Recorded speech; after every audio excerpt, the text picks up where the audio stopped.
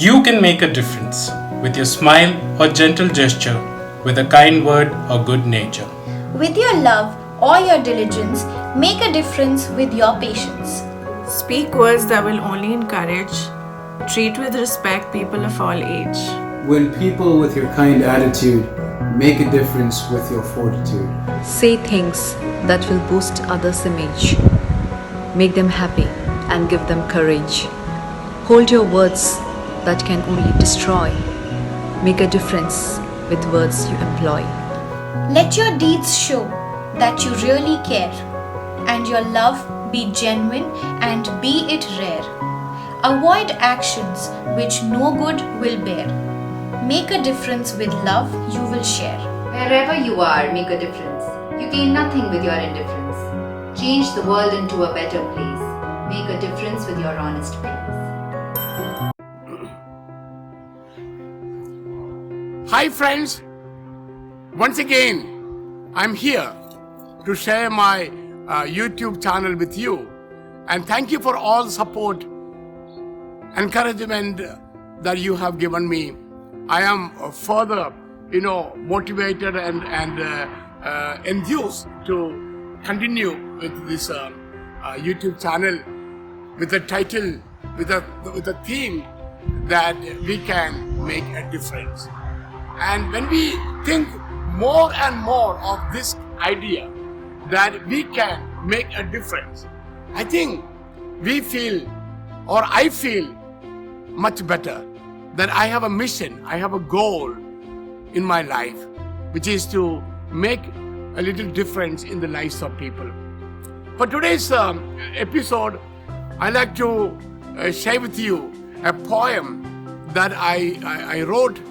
The title of my poem is God Calls the Ordinary People. When we think of doing something good, or when we think of doing some good works for others, or when we are called, when we are asked, when we are invited to reach out to people in whatever way, our first response is, I am not good, I am not capable, I do not have all the qualities. We always make excuses. And I just want to point out to you one important truth that God reveals to us, which is God always calls the ordinary people. God does not call the extraordinary people. God calls the simple, humble people. Look at Jesus. Look at the 12 apostles that he chose. Look at them. They were simple people. I would say simple, common people, rustic men of Galilee. Most of them were fishermen with no educational or financial or social background. And see what they did. And see what they accomplished with their lives in the world. They did an amazing job. Can you think of Peter? Peter, Jesus made the leader of the group, and he was the first leader, we can call the first pope of the Catholic Church.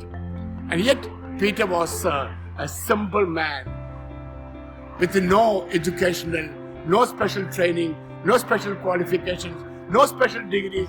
He was just a fisherman. He knew everything about fishing and nothing about anything else. And yet Jesus made this man, and Jesus calls him the rock. And sure enough, he became the rock, and on this rock Jesus built his church. Look at James and John, for that matter. They were ambitious people. They wanted positions in the kingdom that Jesus, they thought, would be establishing. They had their mom to come and plead with Jesus for a special positions, favors with her two boys, John and James. Look at Judas, who betrayed him, Thomas, who doubted him. All these bunch of men, they became so different. God does not call the qualified. Rather, God calls, simple people, and he qualifies those whom He calls. You know, I mentioned to you about Mother Teresa. Look at Mother Teresa. Look at the beautiful works that she did. Magnanimous. Look at her. Look at her, a simple woman. She had she had not very extraordinary talents or gifts, but she had one talent, which was she was able to give herself to God. She was able to, to be a handkerchief in the hands of God, so that God could mold her, shape her, and make her. And God made her into a beautiful woman, a beautiful person, and see how she touched the lives of people. See how she made huge differences in the lives of so many millions of people, I must say, all over the world. And she began in a simple, humble way in her own place in Calcutta, India. And therefore, my dear brothers and sisters, as I share this poem, God calls the ordinary people. I want you to realize that you have a purpose. God has called you for a specific purpose, and only you can do that purpose. Only you can fulfill that mission, that goal that God has for you. And we are not accidents. We are not by mistakes.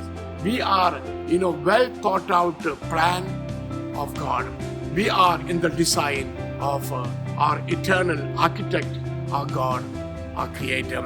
And therefore, once again, I like to invite all of you to read, listen, or look at the words of the poem, God Calls the Ordinary, and see what line or what words in that poem strike you or talk to you.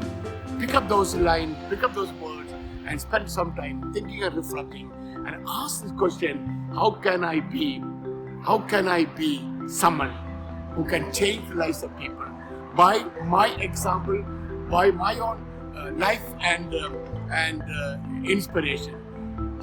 Change the lives of people. The poem God Calls the Ordinary People is read by Nick Joseph. And before I conclude, let me once again invite all of you to subscribe this program, and invite many of your friends or family members or relatives to do the same, so that we will reach out to more and more people, and we will come out with this idea that we can make a difference. When we come together, when we work together, we can do even better. Thank you, and God bless.